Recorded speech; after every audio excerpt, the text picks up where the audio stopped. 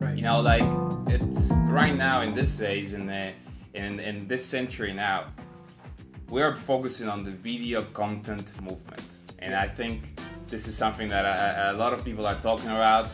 Like there was this little stat saying that people in average are consuming 72 minutes a day of video content, which is a lot actually. Yeah. And in your perspective, you know, like for me, I'm a novice and I'm just getting started, and I know that from your perspective, you actually look at so many details, and that's what makes probably average or standard videos to like really captivating videos. Yeah.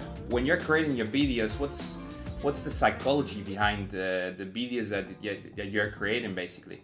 Yeah, I think it all depends on what the message behind the video should be. So the goal of the video, that actually decides what I'm going to emphasize on from a psychological perspective. So it's funny that you mentioned that I have a lot of attention to details, because I actually managed to turn one of my biggest burdens into something more or less like a talent, which is videography. I'm always paying attention to small details when I set up the composition. So if there's a garbage bin behind someone when I'm setting up an interview shot, get rid of the garbage bin. If it's a small cable underneath the television, get rid of the small cable. But the psychology, it's actually it's very primitive. It's almost animal-like. We both had a little workshop about videography, the two of us, in the past few weeks a couple of times. I enjoyed that a lot.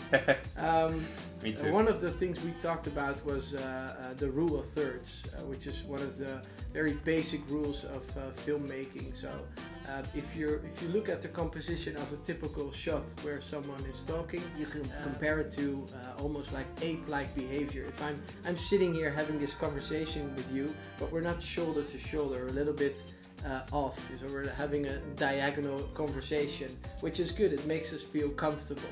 But if I would sit right in front of you like this, shoulder to shoulder, it gets very personal. I get into your personal space. I always tell people when I set up a shot and it's an interview shot, you should always apply the rule of thirds.